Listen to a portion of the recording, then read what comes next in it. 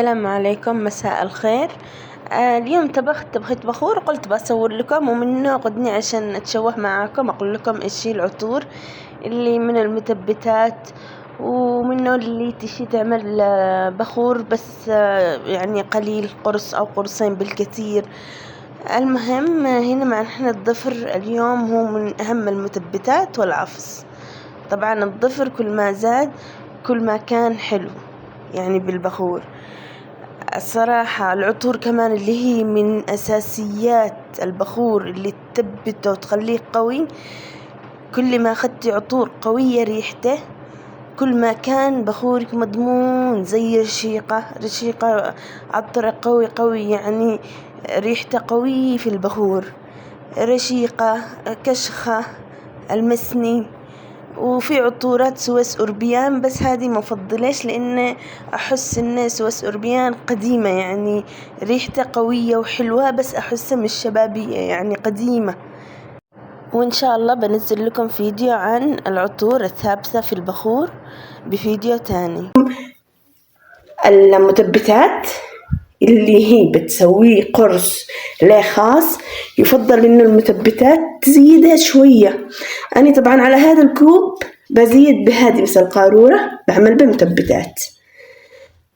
والعطور بستخدم عطرين، اللي هو أمير العود وعطر البخور، بستخدمهم هذول الاثنين. بعمل بهذه القارورة وبعملها بس للطبخة بهذه القارورة لأنه كوب سكر. طيب الآن هنا معانا كوب سكر، هذا الكوب اللي يكون كذا كبير حق الشاي، والمي 40 جرام على هذا الكوب الكبير السكر، 40 جرام مي، وهنا 4 جرام ظفر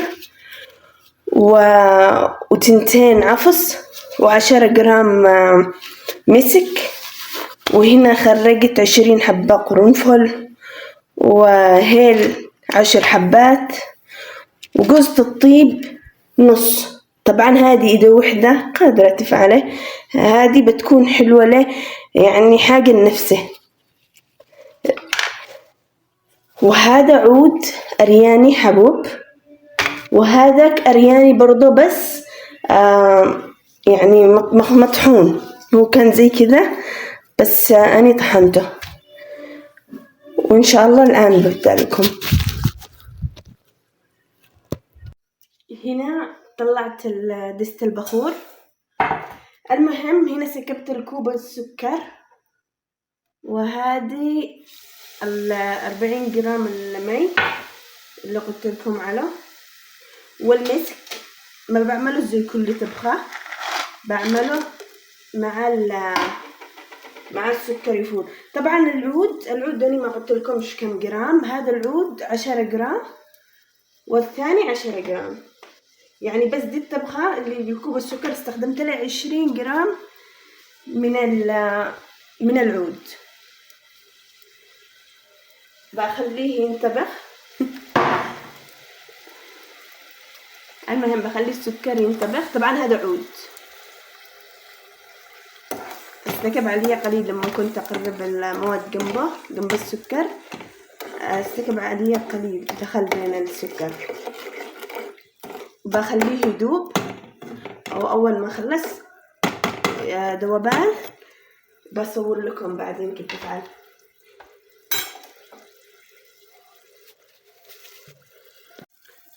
شوفوا طبعا هنا خليت السكر براحته، شوفوا كيف رجع.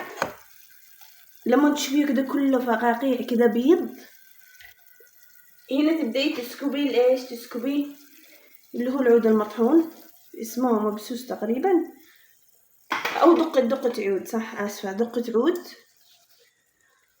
وتسكبي العود اللي هو سلم،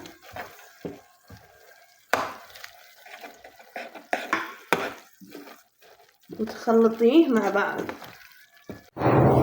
ويا بنات هذا البخور المقادير حقه يعني والكميات هذه اللي وحدة بتصلح لنفسه، بتيشو الهدية لأخته لجارته لحد قريبته لعروسة، هذه الكمية تعمل.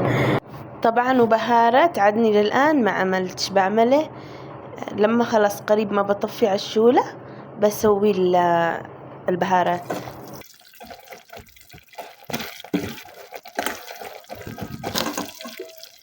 هنا الآن بسكب المثبتات.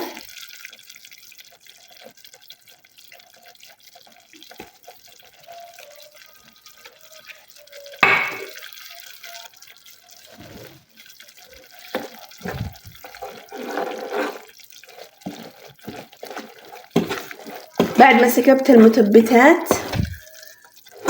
قريب ما بطفي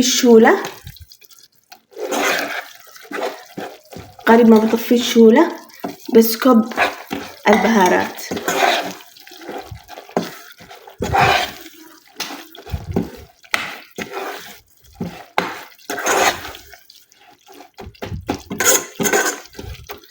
طبعا بوريكم وين نسكبه دقيقة وراجعة.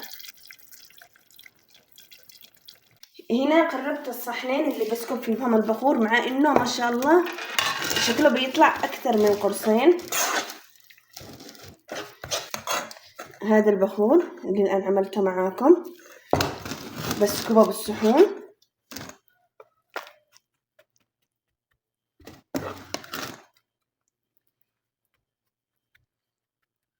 اي وحدة حابة تقرب وتشتي بخور ريحته حلوة وثابت على ضمانتي تعمل هذه الطبخة وتجي تقول لي رأيه.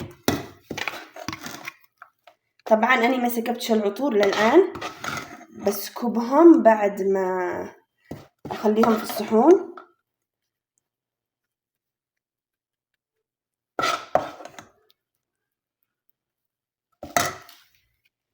وهذا القرص الثاني وما شاء الله عاده باقي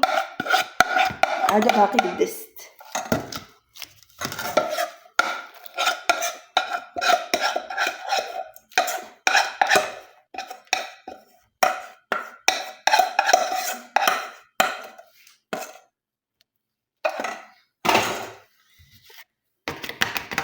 هذا الزايد، وهذه القرصين اللي استوت لي الآن، وهذا العطر اللي هو أمير العود وعطر البخور. بسكبهم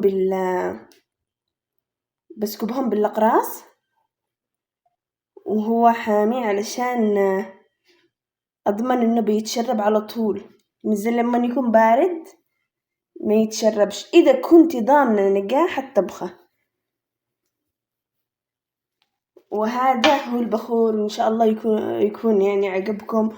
وهذا اعملوه وانتم مغمضين، وإن شاء الله تقولوا لي رأيكم بأمانة بالتعليقات اللي قربت هذه الطبخة. وإن شاء الله أشوفكم بفيديو جديد.